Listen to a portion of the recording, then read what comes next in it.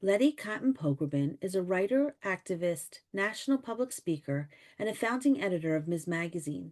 She is the author of 12 books, including Shonda, a memoir of shame and secrecy, and the Jewish feminist classic, Deborah, Golda, and Me, Being Female and Jewish in America. Her articles have appeared in the New York Times, The Nation, Huffington Post, The Forward, Tablet, and Moment, among many other publications. She was the editorial consultant on Marlo Thomas's non-sexist family entertainment Free to Be You and Me. Letty is also a co-founder of the Ms. Foundation, National Women's Political Caucus, UJA Task Force on Women, and several dialogue groups composed of Jews and African Americans and Jews and Palestinians. She serves on the board of the Women's and Gender Studies program at Brandeis University.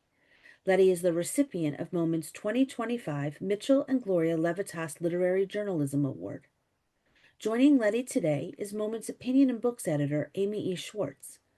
Please welcome Letty Cottin Pogrebin and Amy E. Schwartz. Welcome. Hi, Amy. Hi, Letty. It's always great to talk to you. Thanks for coming on. Ditto. And congratulations in advance on being one of Moment's honorees at our big 50th anniversary gala that's coming right up. Well, I know Gloria Levitas, and I used to call him Mike. I don't know what his formal name is, Mitchell, but I'm honored to be honored in their names, both of them. That's so nice. So, yeah, and well-deserved, of course. You're a pillar of the community. No. And of the magazine. So Moment is turning 50, as you know, and you have been associated with the magazine for writing for the magazine for almost from the beginning. I don't know if it's 50 years exactly, but can you tell us, tell me the story. How did you come to start writing for Moment, and what was it like then? And first what was Well, Moment like, and then the world.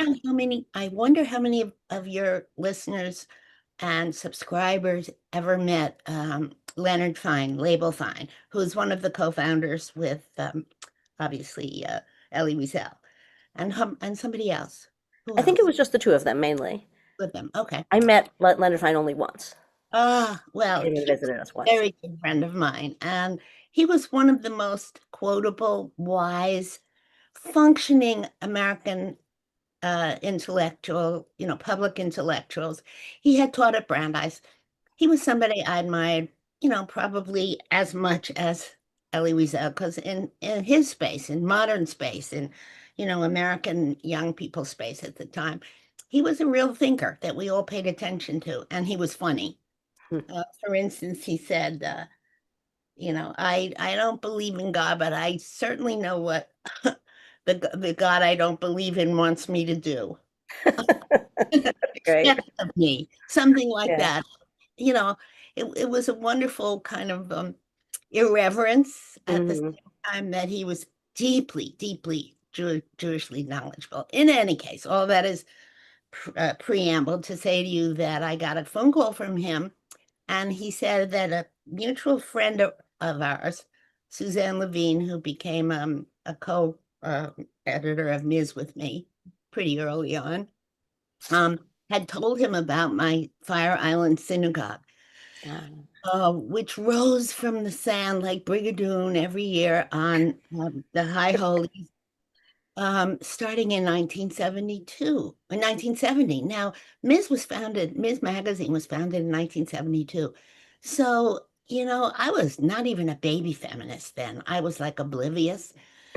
Um, I had just published my first book, How to Make It in a Man's World.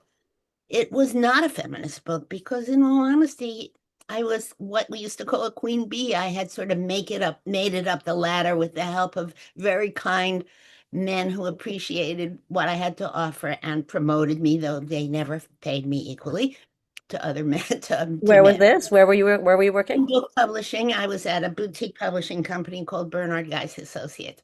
Mhm. In any case, Suzanne had told Leonard, who she knew from I don't know where, I'll call him Label because that's what we all called him, Right. about the very peculiar and kind of indigenous barefoot group that I shepherded as chazanit, as the cantor of this little group for 13 years after that. But that was early on. So this was like in the very first years of me being a chazanit and Wait, to how, be clear, so you founded this synagogue? yes, Wow. myself and the Jewish volunteer firefighter at our little tiny weeny community on this island that sticks out in the Atlantic Ocean. Right. Wow. And called Fire Island, which is thought of as a flesh pot, but also has ordinary people, families, and so on. It also has a lot of gay families. It's very got a Nowadays, yeah. artistic community and a family community and a singles community and a drink 24 hours 24/7 type community. In any case, in 1970, I was sitting on the beach and I heard this group of men who were on a blanket, hanging out, and said, "Wouldn't it be nice if this is end of the summer, if we didn't have to go back to the city for the Jewish holidays? Look how gorgeous it is here. Gotta be God is here. Why don't we just Mm. have a service on one of our decks?" And you know, then they started planning. We'll get the store. There was one store which had a little liquor store attached to it. We get the store to donate honey cake. We'll get them to donate Manischewitz. We'll put a milk crate on a picnic table and cover it with a talit, and we'll have our own little synagogue. And they're talking, talking, talking, talking, talking. And then one says to the other, "Can you run a service that I haven't, since my bar mitzvah, I don't really read Hebrew very much." And they all say they can't do it. And I, who am sitting maybe 8 feet away in my lawn chair, in my beach chair, said, "I can do it." And the reason I said I can do it is I was very Jewishly educated by my father because I was his third daughter, and that was it. I was now or never. You were Um, the son. exactly. I was the surrogate son. And so I was the person he took when he was president of the shul. He sat me on his lap on the bima when he was a Baal Koreh, he was a Torah reader, really a Talmud scholar in everyday life. He was a lawyer, but in his heart, he was a macher. He was a Mm. macher. And I was the macher's little girl. So I was very educated. And, the nigunim and the prayers and the chanting, and plus 16 years of Hebrew school and 2 years of the yeshiva of Central Queens, I was able to offer. I said, I can extract from the Machzor some of the basics for Rosh Hashanah, and we can print it out in mimeograph form and do exactly what you guys said. But I don't want to be the rabbi. So this is when the volunteer firefighter, who his name was Larry and Judy. I can't remember. A very lovely, lovely guy who's passed.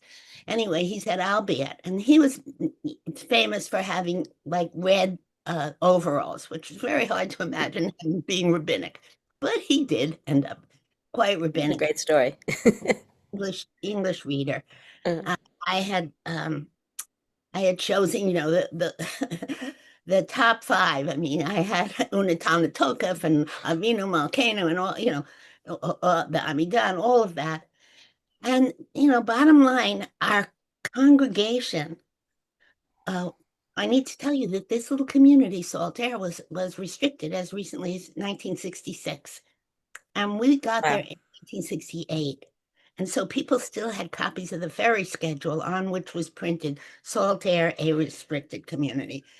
So it was, very astonishing Incredible. if you look back. But America in the 60s and 70s. Wow. I know. Yeah, yeah. But what happened? So we didn't really know how many Jews there were there because they had sort of many of them had been undercover, stealth Jews. Hmm. All those years they were there, but they didn't put their necks up, their head. Oi. But lo and behold, when we Larry and Judy put all that stuff up on their deck, made it look really very hallowed and ceremonial. And lo and behold, I mean, we expected like a dozen people and a couple of kids. The deck was overwhelmed with people. So there were Jews everywhere. And Wow. um, fast forward, it took 13 years before I finally said, this is my bat mitzvah year, I'm leaving the pulpit. But every year we grew and grew, and communities from near and far on Fire Island, there's no cars, so they had to walk there. And and so Label says, I heard all about this from Suzanne. I would like you to write an article and describe the history of it. And we're going to call it Barefoot in Shul, because everybody came barefoot, because it was all sand, or it's all sand and boardwalk where we are. And that was my first introduction to Moment. Wow. And it was They, quite new then. It was relatively young at that point. That was your first column. yeah, Yeah. well, it wasn't a column, it was a big piece. I Right. got a lot more words than you give me. Those were the days. And then so Label was my editor as well as my friend. Mm, And I started reading the magazine. I started really admiring it, even after he had given up the editorship. And I worked as a columnist. I was hired as a columnist in 1991. right, right. You do the math.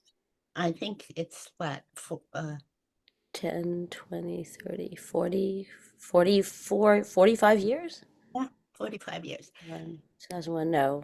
That's like half 35 years? That's a 30, lot. whatever it is. Yeah. Didn't we figure it out when I wrote for the 50th anniversary that it was something like 1/3 of my writing life has been spent, Yes, that's right. Yeah. When something when like, you wrote for the first issue of this anniversary year back in May. which That's was, right. by the way, a wonderful issue. I thought it was first rate. Oh, Uh, thanks. Yeah, we liked it too with the time capsule on the cover. Kudos to all of you. You maneuver through a very narrow bridge, Yes, your Sama ode, Right. because the community now is so fractured. And over Well, the years, I think what you've managed to do is reflect the diversity of our community without feeling that you have to lean on either side.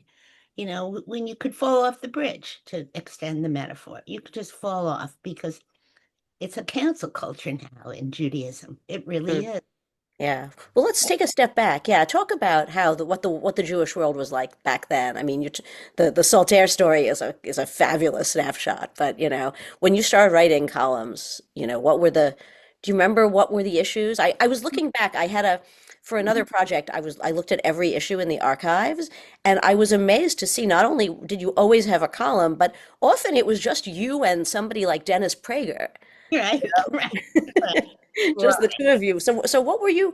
What? Talk about a narrow bridge. It was very hard to maneuver through that little, you know, chunky part of the bridge, because we Right. disagreed on so much. But, we were talking about the same things, but in the context of then. I Mhm. mean, I remember writing about what I considered a very practical and useful initiative under, I think it was Bush one, and that is conditioning aid, Ah, and and that was based on, you know, why would, I think it was around the time of Sabra and Shatila. It was like, mhm. maybe Israel should have to be conditioned on the grounds that the U.S. was giving money for things that many Jews here just strongly disapproved of. Mhm. And uh, and that was, obviously controversial, but Moment ran it. And I've always done things that are very personal to me, but end up being political. No surprise, the personal is political in feminism. And I Right. think Jewish life has much as it is in women's life. So so I've talked about, like, more recently, the death of my husband in the context of those last conversations. And we all have them with people we love. And very rarely do you read about them and what people actually say to each other. And that was the column that I've heard a lot about lately from people all over the place, because that's the one in which I talked about how I said to my husband, well, he was really very weak and hard to even get words out. And so we were very matter of fact about the fact that his days were numbered and dwindling. And we had This was a honestly, little about a year and a half ago now, right? March of 2024. well, he died in March of Yeah. 2024, just shy of his 90th birthday. Mm.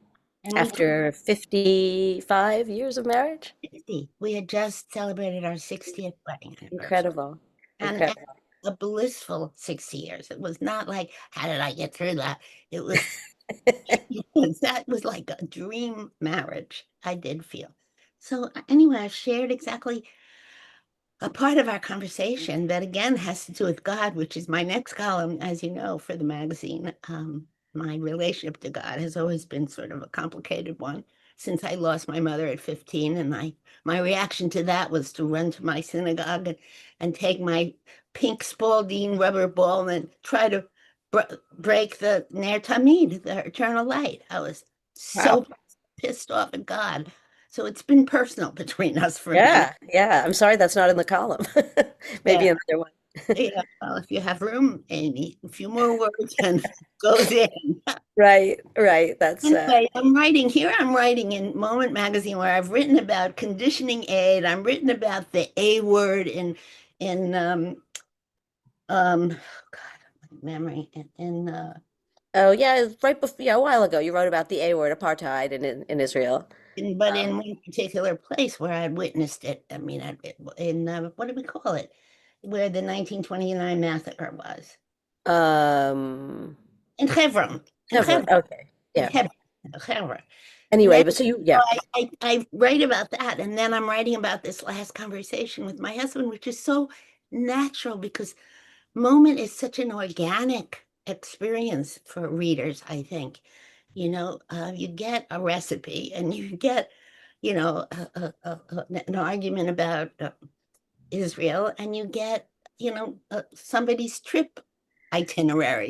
You know. Right, right. All personal. And well, you do that. You particularly do that very well. Can you, I mean, I was going to ask you about the columns about birth that you finished just recently written because they're just, everyone's favorite. But going back to the beginning, you've always done columns about your personal and your family and your religious life and you, also with issues. Do you have favorites? I have favorites and Nadine has favorites. Yeah. Um, Nadine says that a column you wrote about giving to the homeless stayed with her for a long time and was really an important, wise It column. is, it isn't really giving to the homeless. It's giving to anyone who's out there asking, because it didn't strike me without help. Very often I'm deeply influenced by what I hear at uh, sermons at my synagogue, B'nai Jeshurun. And we have a practice every year to have a member of the congregation speak personally about their Judaism. And a man dressed in a three-piece suit, who I think identified himself as a businessman or a lawyer or something, said that he used to be so troubled walking around on the Upper West Side by the number of beggars, and he would always look at them and try to deduce if they were honest. If it was a woman with a child, was she using the child as a prop? If it was a man, was he going to go out and use it for drugs? He said he was driving himself crazy internally before he gave his little whatever. Mm. He said to himself one day, why should I do that? And then he quoted something in the Talmud about, something like give to 10 because though 9 may be not be needy for the 10th one, it's worth it to make 9 mistakes, something like that. Oh. It just radicalized me because I do the same thing walking up the West Side. And let me say, that was about 8 years ago. And since then, I have given $1. I carry dollars. And this was before inflation. Now $1 isn't much, but then $1 was something people were giving quarters. But Mm. I'm just not even going to think about it. I'm just going to keep dollars in my pockets or in my wallet. And I'm not going to second guess whether people are being truthful. I'm going to assume I'm going to be giving some of my dollars to people who really need it. And I've done that since, I guess, for about 8 years. I just realized I have to plug in because otherwise you'll stop hearing me. That's fine. Yeah, no, I remember that column too, and it was very It wise. Yeah, really and is. It's funny. influential. You wrote some other columns about philanthropy and how you choose what to give. And I think I wrote a column on how baffled I was by how, when you're a writer and you don't, and you have an issue that is somehow or other unresolved in your head, you either start a group, if you're me, or you ask everybody, or you write a column and you interview everybody, and then you right. kind of get a lot of help in figuring Hmm. it out. And my issue has been also around the issue of money. I'm involved in so many groups, Jewish, women's, peace groups, civil rights groups, pro-choice groups, you name it. And I just, when at the end of the year comes and I'm making a list, I see I've given a huge amount of money for me. I don't keep track of it along the way. I just want to make sure that it's a reasonable percentage of our income, which is why I review it. But then I look at it and I say, have I made the right choices? But look how much money this adds up to real money. And what if I took the whole lump and gave it to somebody? Mm. I'm not a rich person, but nonetheless, it's a sizable amount of money to give to one group. And then I started interviewing people and really wanting to know how they make those judgments. And I think, that's a service that you don't always get in the Jewish world because people don't want to talk about money because money is associated with our negative stereotypes. As Jews, you mean? I also wrote a column once, I think, about good stereotypes and bad stereotypes because we always embrace our good stereotypes. We love the fact that we take care of our own, but we don't want to be called clannish. Right. We love the fact that they're so successful despite the fact that our mother or father came right off the boat, as mine did, in paper shoes, cardboard shoes. But we don't want anybody to think we're Different or people or creditors or any of that. So we yeah. have to trod very lightly. Yeah. But yeah, No, I that's love the freedom that moment has given me to just write about whatever's on my mind. well, that is, yeah, I'm going to go back a little bit. One of my favorite columns of yours is the one that started with a story you tell about when you were a young girl and you were thinking you almost jumped off the George Washington Bridge because you thought you were pregnant. Right. And then someone helped you get an illegal abortion. And that made me think, let's go back to the 70s again. Like, what was the world? Never mind the Jewish world, which has changed. We'll go back to sort of how the Jewish world has changed. But what about the rest of the world? You were involved in feminism back then. You were helping start Ms. Magazine. What was it like? That my abortions happened in 1959. Sure, that's just the issue that, yeah. The issue then is, I mean, not only was abortion illegal, it was so back alley, it was so hidden. Of course, we've discovered that most everyone either had one or knows someone who had one or helped someone who had one or lent money to someone to have one. Hmm. Abortion has touched the lives of everybody, including the most religious Christians and the Right. most. Or Jews, yeah. So, So, who talk, helped so me. talk about the early years of feminism. Talk about, tell us about Ms. Magazine and all those adventures. So, let me just say that in 1959, the person who helped me find a person to give me a safe abortion, who happened to be a physician, was in fact my dorm. Uh, what do you call it? Dorm Like mom, proctor, like your Jean, dorm mom at school. who was a Wow. survivor of the Holocaust. Uh-huh. Say, she was a yeah, I'm trying to remember if she was a runner or a marathon runner or some kind of runner, and she qualified for the Olympics and couldn't when she lived in Germany and couldn't run because she was a Jew. So Wow. this was a tachless woman who had, escaped, had real achievements under her belt. And she decided to work as a dorm counselor at Brandeis University. And my roommate, Selma Shapiro, who was my confidant, my only confidant, who I was afraid also was going to not love me and I should jump off the bridge if she didn't approve. We had sex lives. People had sex lives. They had to hide the most natural thing in the world. They were having sex. In any case, she led, through the underground, grapevine. I got a couple of safe abortions. So that was at 1958 and 9. But I was not a feminist through the 60s. I was a woman who wanted it all. I had 3 children under the age of 3 at the time when I was like, I think 29 by then. Twin girls, Abigail and Robin, and my son David. I loved being a mom. I worked 3 days a week instead of 5. I was completely unaware that there were issues, all kinds of issues. I just had my life, my struggles. I felt all alone. Why is So it so? when did you write the book, How to Make It in a Man's World? How does that fit in? 1970. That was my first book. And I But like, started writing it in 1968 when I was pregnant with my son. uh, I have a lot of energy. I don't metabolize caffeine very well if I take a cup of coffee 2 days. So oh, you write books. a lot of sleep. So I do write books when I'm up. And that was my first one. And it was published by Doubleday. And before it was actually published and put into the bookstores, my editor took me out for dinner and said, "You're going to be attacked by Women's Lib." I said, "What's that?"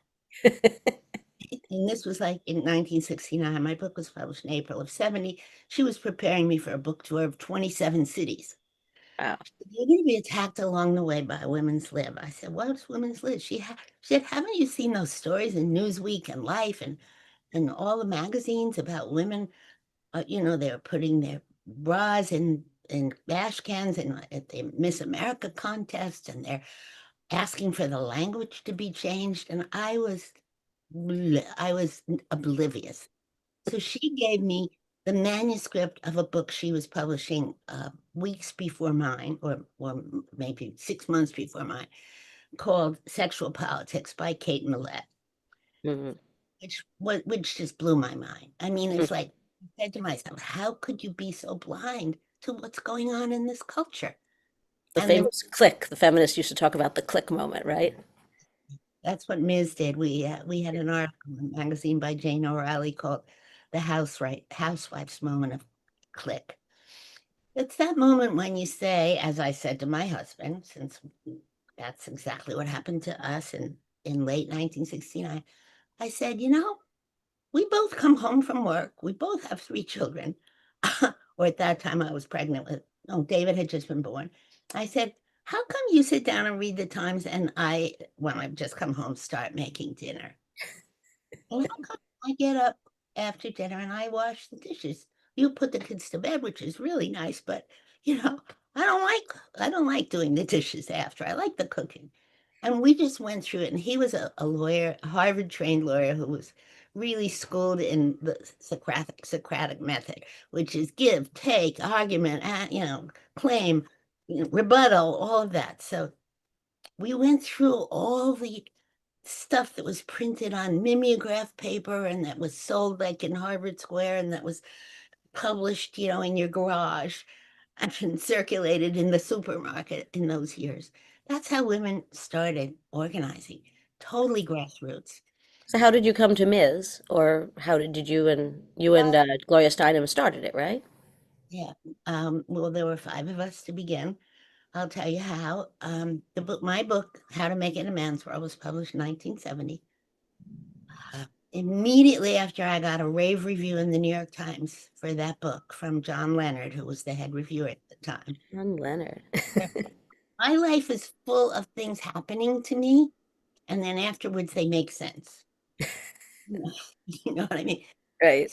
So I realized that I got educated. I educated myself by writing a book that was not about feminism. I kind of got smacked on all my points in that book about how I happen to be lucky enough to get this good boss. I happen to be lucky enough to go to a publishing house that gave me $25,000 per book to use to promote. So my books made the bestseller list. All these things were happenstance. And I happened to be in the right place at the right time. So in any case, after the book was published, I get a call from the editor of the Ladies' Home Journal saying they want me to start a column called The Working Woman. Ah. It's about my career. Hmm. I get there and I start writing this column and I realize I am the only person in women's magazines, which by the way had 6 and 7 million circulation numbers, you know, Right. author, Juggernauts. Yeah. not hyped up, real readers. Yeah. The only one writing about women who work. And even though this was 1971 at this point, women were in the workforce. I think much fewer than now, but enough to be reading and needing advice and wanting to see themselves reflected. So I wrote this column, The Working Woman, and lo and behold, I get a call from Betty Friedan. Again, out of the blue, things just come. And I guess I recognize that they're happening to me and I sort of grab them. And she said, I'd like you to come with me to the founding conference of the National Women's Political Caucus. We're making a group that is going to demand of both parties that their platform contain a pro-choice clause and that, Republicans and Democrats alike have to put women in their platform statements. So I go down there. She wants me to be her writer. She said, you'll be my writer. And by that, she meant I take notes on all the events. I then write up a rough, and then she gives the talk. Had So she already published yeah, The she had Feminine Mystique? the Feminine Mystique in 1964 or Okay, 5. so this is all around. It's all being, yeah. She, 1963, she founded now National Organization for Women in 1966. So when I get a call from her in 1971, it's like God is calling, you know, Wow. and Yeah. one of the goddesses is calling. And then I go down to Washington. I do exactly what she says, and I spend the first night attending, plenary, and then all day Saturday jumping in and out of different workshops. And mind you, I'm not a journalist at this point. I'm somebody who worked in publishing as an executive. I ended up as a vice president of a publishing company. I never covered a conference. I just figured what Just would came happen. naturally. So, so at the end, and then Saturday, all day long, I'm hopping in and out of different workshops, and then lunch and prep plenary, at which, by the way, Benjamin Spock spoke and got heckled because he made it sound like only mothers should be parents, Right. in baby and childcare. In that issue of edition of Baby and Childcare, it was still, and the mother this and the mother that. The father was like a vanishing presence. So Mm. we bitched about that to him when he came to talk about the Vietnam War, which was the feminist way. We were putting feminism into everything. Right. We have a session on the Vietnam War. We are the National Women's Political Caucus. We want to know why he doesn't recognize fathers, Yeah. which now again is an important part of feminism. We're trying to open the world for both genders to do whatever they're good at and whatever they need to get done. Right. Up to the present day, right?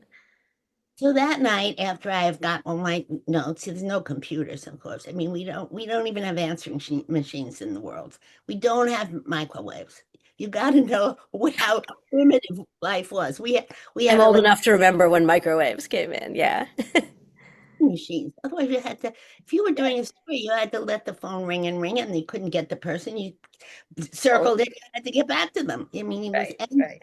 so long. Were you were you mimeographing things with that big handle? Yeah, yeah. No Our Xerox machines, right? link, yeah. Yeah, no photocopies. Saturday night at the end of, day one and all of day two, she says to me, well, go into one of those workshop rooms that are over there in the hall near the ballroom and just, put it all together on this yellow pad. So, she's kind of teaching me how to be a journalist. Mm. I open the door and who's sitting in there at one of the green felt tables covered with green felt? Gloria Steinem is sitting there by herself. Hmm. I go, I mean, I knew who she was at this point. She was the person who published that piece about pretending to be a Playboy bunny and then reporting on all the oppressive stuff that Playboy did to its women, the waitresses. They were, just gussied up female escorts, really. In any case, I say, oh, I'm so sorry to interrupt you. She said, come in, come in. Gloria is just the most remarkable human being on the planet. And she was kind of my role model. At this point, in 1971, I was 31 years old, okay? And I knew really a lot about her, not about feminism, but about her. And I couldn't believe that she's standing and sitting there. I mean, she says, come on over. What what are you doing? I said, I'm Betty Friedan's writer for the weekend. And I'm they were, by the way, not the best of friends. So You were you wrote totally another column about that, about when that TV series came out about yeah, early feminism. and Schlafly. Yeah. Yeah. Anyway, so you asked me how did I get to start, Ms. This is my So this is how, by happenstance, you ran into her.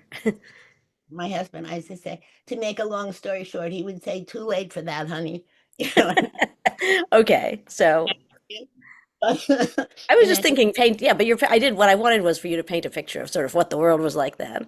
So you're doing that. So and then but in case she said, "What are you working on?" I said, "I'm writing up." She said, "So am I." She said, "I have to give the final plenary," and I said, "Well, I have to give this to Betty for the lunchtime plenary." She said, "Well, let's work together because maybe the workshops you went to and the workshops I went to, we can mesh." And she and I worked until about 3:30 in the morning. Now, the Shoreham Hotel in Washington was probably the temperature of the average freezer of a refrigerator in your house. So by this time, we had loaded up all the green tablecloths and wrapped ourselves in them in that workshop room, the green felt tablecloths that people play poker on and stuff. And the two of us, it looked probably like Nanook of the North, wearing green. And by the end of it, she said, I'd love you to join a few of us. We're starting a magazine. And that there was you it. go. I Wow. came to New York that Sunday night, and I think Monday I went to a meeting. And you did that for years, right? You were there, you were with her for For 17 years. 17 years. And so it makes sense that by the time you started writing for Moment, just to come back to Moment a little bit, you knew magazines, you were a writer. By then you were really a professional writer. Um, I was writing for a lot of different rap magazines by then, and I wrote, I wrote op-eds in the Times, I wrote in the Washington Post, I wrote everywhere at that point. mm, Yeah, no, I owe Ladies Home Journal for asking me to do a column. I learned how to write a column thanks to them, and then Betty said I was a writer, so I became a person who covers conferences. And so add that to all the men who were nice to me. And I say it just that way with that condescending thing. You had to have a man who was nice to you to mm, so if you ever saw a successful woman in the 50s and even until, the 60s didn't really start until 1968. So if you look at women who succeeded, they succeeded because they had male mentors. That's all there was at the mhm. time. And onward for some years until women started mentoring one another. It was a while. So so and when did you write? I mean, you've written 12 books, and I know this because all the years I've been editing your column, I've had to keep updating that bio line, Letty Cottin Pogrebin is the author of 11 books, most recently, 12 books, you know. So when did you write the first memoir, the Deborah Golda and Me? That was the big transformative one, right? 1991. And Okay. that was a result of all my years of kind of attempting to reconcile Judaism and feminism. Hmm. Because I left organized Judaism in 1955 when my mother died. Not only did I run to shul to break the eternal light, which by the way I missed. I did not have a throwing arm. Just as well. But I really was struggling. Like I had been schooled in all of this, Jewish wisdom and law. And when the time came, I wasn't allowed to do any of it. I wasn't allowed to count in the minion from my mother's yard site. That was the worst of all. Right, when you needed it, right? I mean, yes. Yeah. And our faith gives us the most wonderful step-by-step um, progression to mourn and then mourn a little less and then enter the world a little more. And part of it is saying Kaddish. And you Mm. know, my Kaddish didn't count. So I said to my father, who was the ruler of Judaism in my eyes, as I said, he sat on the bima and he went to the Torah and read from anything. I said, if you're not going to count me in, I'm counting myself out. And that was it. Wow. I Did he told him, fight you on it or just he couldn't? he had no grounds. Right. Thank because my father, though he made tshuvas for himself, so tshuva is a kind of answer to the question, can I do this or can't I do that? He made a tshuva that allowed him to smoke on Shabbat. I don't remember how he did it, but he did it. And he made a tshuva that, and in fact, all of conservative Judaism came to years after he did, and that is you can drive to shul on Shabbat, but not anything else. My father was there way ahead of them because he wanted to, but he parked 3 blocks away and Sure. walked. Yeah. Not like he parked in front of shul and let everyone see him. More So secrets. Yeah. male favoritism and male supremacy and everything that was male in my life at that time. Hmm. So I left Judaism and Deborah Golden Me is a story of my working my way back, and I worked my way back in 3 parts. It was the first part is Deborah, the biblical, so I dealt with the religion, and Golda was my political self, and me is a synthesis, and that's Hmm. what that book does. And someone just wrote me recently who said, "It's so many years." Oh, that was the same year that I started the column. Well, that I makes sense. I was going to say, because you must have been working it out also with the column and sort of with everyone, right? I mean, this is, as you're writing this column, you write the book, and then was the Jewish world changing with you, around you? Let's talk more about the Jewish world specifically. Let me say that Jewish feminism was way ahead of me, way, way ahead of me. And women so much more scholarly than I. I mean, women who really had, they had been schooled in it, whether it was in Judaic studies or whether they had a rabbi who recognized, like, yeah, or a father like Yentl had. I don't know if you've read The Weight of Ink, but Hmm. it's a fantastic book by Yeah. Rachel. It is about a woman in the Shakespeare's time who Hmm. became a sopheret, a person who writes a scribe, and who helped a very prominent rabbi with his writings because her brother refused the job.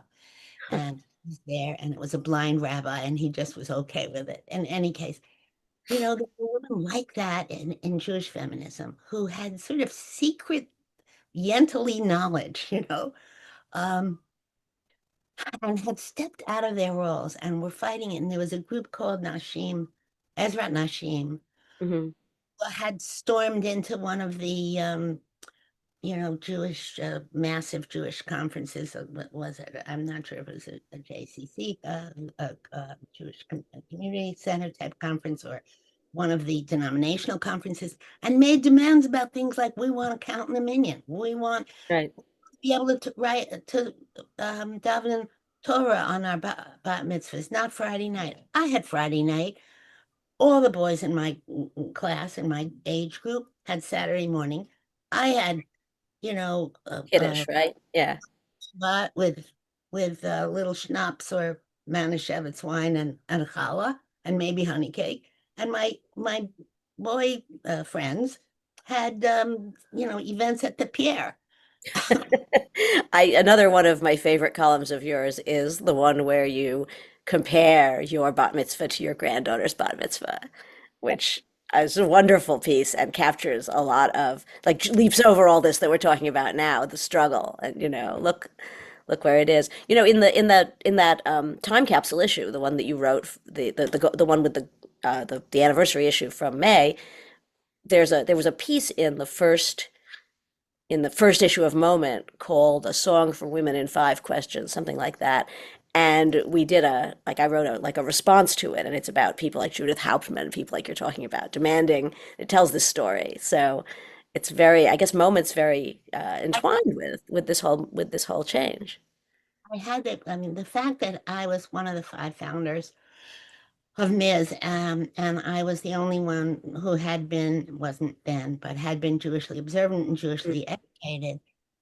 When we wanted to do a kind of equal time about what was happening in Jewish feminism as opposed to other religions, incarnations of feminism, and they were many, and they were active, and they were full of ferment and progress.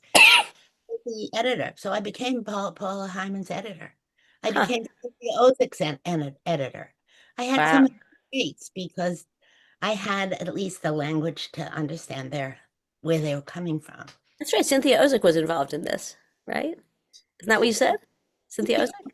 Not like a self-identified forward in the march feminist, but Cynthia Ozick said something so radical that I almost hesitate to say what it was, but I will. Okay. Said there's another Holocaust among our people, and that's the loss of women's voices over Isn't that 3,000. remarkable? Yeah. No, I remember that. It's an amazing, amazing thing. But what a thought. All the brilliant women we're hearing from now, their counterparts have been there for 3,000 years. We don't know anything about what they might have said, how they might have helped us think things through. Yeah. Whether they have looked at the guys, Hillel Shammai, whoever, and said, wait a minute, what you just said, it's leaving women out, leaving us out. And I'm not of childbearing age anymore, so don't tell me I have to stay home with the kids, and I'm not cooking anymore. And my husband, or whatever they would have said, would have maybe awakened the consciousness of those men. And there were some women, um, There's in there's my yeah. There's and good work being done now. There's a lot of interesting midrash and also just textual reading being done on trying to find these women sort of in the shadows and in the we had a interstices. column in Ms. called Lost Women, and we found them. Huh. Lost Interesting. is great, you Yeah, know. and the Times for a while was doing this thing with lost obituaries. They were running obituaries of women who should have had obituaries back in the day. So so um so yeah, let's take a step back. Like of all the things that have changed for, let's start with the Jewish world. With all the things you've raised Jewish children, now you've got, Jewish grandchildren. Um, what's the biggest change, and what's your favorite change? And then maybe there's some changes that aren't so positive, right? But what's the biggest change? Things in synagogue and ritual, it just makes me weep still. I get all choked up. If I am seeing a little bat mitzvah girl who can hardly look above the bima, and she is laning beautifully from a Torah that I wasn't ever allowed to read from, I cry when they hold up the Torah and turn it around and the congregation sees it. And I always say, that's the closest I used to ever get to the Torah. Hmm. So Hmm. the I got an aliyah. When I first got an aliyah, now let me say, anybody who goes to shul knows how to do an aliyah without a prayer book. You've heard it a trillion million Yeah, times. they've got it right there on the bima. It's there on the bima with, Yeah. transliteration and nikudot, the little vowels. So everybody can do it, but we weren't allowed to do it. And so when I first came up there, the letters started dancing on the parchment. I got an out of body experience Wow. because all I had ever seen is B'zot HaTorah Asher Moshe with the big high thing, majestic, distant. I could never touch it. I never had a yard that I could get near enough. I would kiss it as it went around, but we're not supposed to, Yeah, and they wouldn't bring it that close. wasn't Yeah. didn't And when was that? How old were you when you got close to a Torah for the first time? probably in my 50s, Yeah. That's a really. long time to wait. And I once was at a, a very Hamish service by run by a great teacher of mine, Dan Smokler. I don't know if you know him, educated at Yale, rabbi, young, wears his tzitzit over his jeans and stuff. He's brilliant. He's an art history major. So I do, we have a shiur every Sunday, every Tuesday night. And last 2 or 3 summers ago, just when we were relaxing on the COVID stuff, we had a service up in the Berkshires where I have a country house. And they gave me an aliyah, and it happened again. I looked at the Mm. door, and all the letters were jumping around. Wow. And I filled with tears. And one of our members who was a former chassid, long black beard and everything, and he was standing there. He had had the previous aliyah. He's standing there with his big, wrap around talit, and he opens it up and envelops me. He understood what was happening to me. Now Wow. he touched. I don't know how he did it, or maybe he recognized that was a moment more important than halakha about touching women. He wrapped me in it, and then I gave a talk about why this is not something I can just rip out like you guys do. I just said to all of them, you get up here. You've been doing this since before you were 13 years old. For me, it's really still a miracle that I'm doing this. I can't just get up here and do it. I'm trembling. I was trembling before God, to use another title of Oh, somebody wow. else. I'm crying. That's a beautiful story. I like It's that. it's it embodies what a cheat it was to Yeah. try me and then not let me do, and then make it such a big deal instead of my normal kind of piety, to for lack of a better word. Instead of that, everything's so melodramatic for me, Something's transcendent. There's So, lump yeah. in my throat, Wow. My daughter, Abigail, was bat mitzvah when she was 40. I couldn't even, Huh. I can hardly stand. I was so weak with it. Funny how they come back. Like even I know you also wrote in your column about Bert, you and Bert being a mixed marriage, how you were in charge of the kids' Hebrew school, and you didn't send them to Hebrew school. You didn't do bar bat mitzvahs because you didn't want organized Judaism. So it's funny you're all such pillars of the community, you know? So So, let me take you back. Just we did fill up the hour without even trying. Um, oh, and but I wanna take you back at to two last questions. And one is back to Moment again. I mean, you've been with Moment all this time. How do you think it's evolved? Are there things that you value now that are different about it? Um, has it um, changed? I like Nadine's voice in her introductory column very much. It's very much, she's talking right to you, and waiting for you to just, give it all back to her. Mhm. And you can sense her passion for this project. I don't know if she's making any money. It doesn't matter. She has given us, a gift, a gift that keeps giving. Mhm. I like I wish the ads were more sophisticated. Let me just put it that way. I think the magazine would benefit from more art direction. But in terms of the articles, I like the sessions where you get every single denominational voice on one topic. That's my section. Yeah. Ask the Anything rabbis. Yeah. I did, Amy, it bears your stamp. You're so good. And I need to say to the people listening, it- she's my editor. And if you like what I write, it's because she pared it down and made it really readable. Ah, that's so sweet. No, we're a good team. It's a pleasure.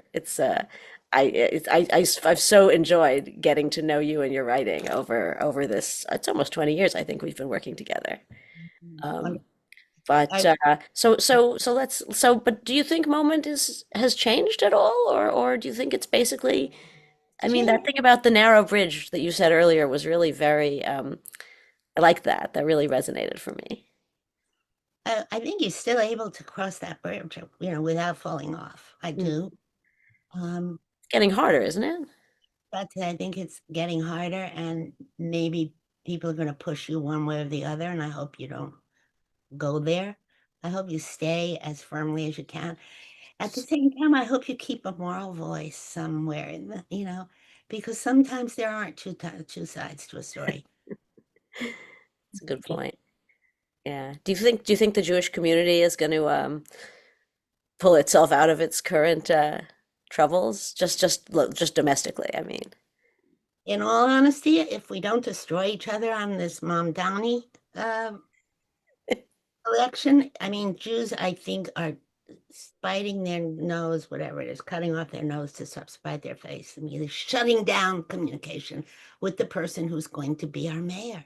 Mm, And you're shutting down communication with the young people who see something in this man, who see hope in his really concerted efforts to reach out.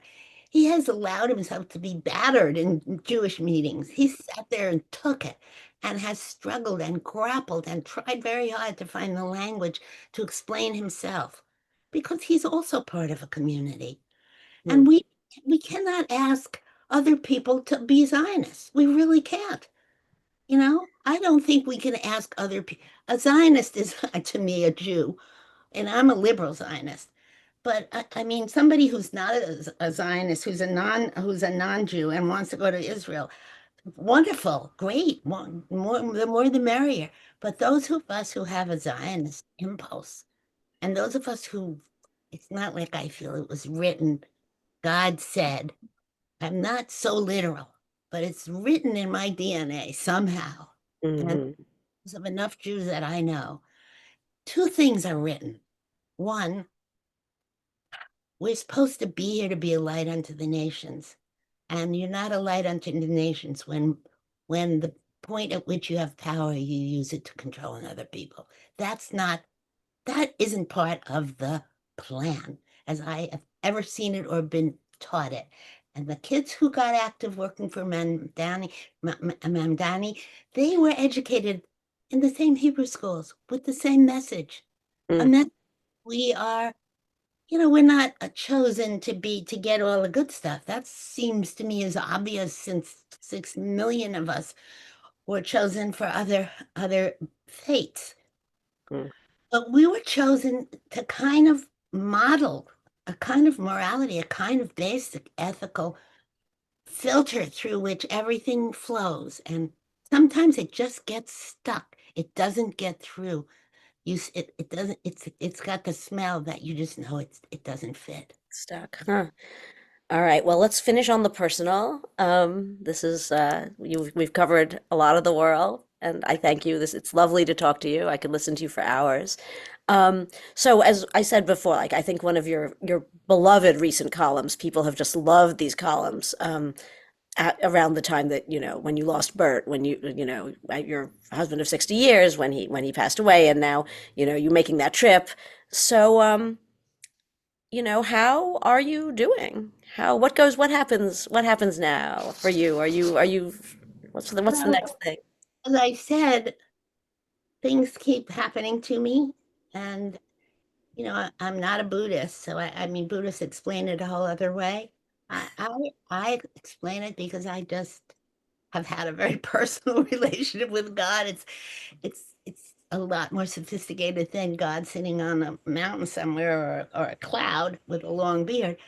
But I have, as I'm going to say, as I have said in the column yet to be published, I just feel that God has watched over me, Mm, and I have been given a second love. Whoever could imagine? wow. So the man in my life who is, and I almost feel Bert sent him. Aw. When Bert and I had that last talk, um, and I said, I believe in God and you don't. He was a red diaper baby. He was raised in an atheist household and he knew all about Marx and Engels, but had no idea who Rashi was. So I said, I believe in God and I know you don't, but what if I'm right and you're up there and there really is an afterlife and you're in the presence of all this marvelous, wonder? Uh, how will I know that you're up there watching? Give me a sign. And he's alive. He's there. He's weak. He can hardly talk, but he's listening and his cognition was good enough to answer. He said, closed his eyes and he said, and I wrote this in the column, every time you see a Magen David, that's me. It's a great line. So Bert, who did not believe, he loved going to services because of the music. he loved going with me to the study sessions because he loved the intellectual, God wrestling or text wrestling that we Mhm. do. But he didn't. He wasn't a believer, and he gave me this thing that he knew I was going to see every single day of my life because I lead a Jewish life. I'm going to see a Jewish star, a Star of David, somewhere on my books, on letters that come in asking for me for money from every Jewish organization, on the streets of the Upper West Side, bus or kosher. I mean, it's going to be everywhere. And so he has been everywhere. And yet this man, Michael, has come into my life and full of a lot of Jewish stuff that I don't know. He went to Hmm. Yeshiva University. He's just been a very interesting addition to my life. And you know, if you've had a very loving marriage, I guess you're receptive to love when it comes along, even in another form. It's interesting because I was thinking of asking that question, the question a different way. I was thinking of asking, what did you learn from such a long and a happy marriage? But it turns out this is part of the answer. It So is. look, so a long happy marriage with Bert, a long happy marriage with Moment, which is not over, thank God. And I hope we'll also have many more chapters. Um, Thank you, Letty. Is there anything more I've missed that you want to say about Moment or? I just want to give a really enthusiastic shout out to everyone I've ever worked with from Moment. They're all just a pleasure, a pleasure. They're people who respect writers. They're people who do their jobs with great efficiency and professionalism. Well, it's our honor and privilege to work with you. And Thanks, thank Ed. you. Okay. Be well. I'll see you at the gala. Bye bye.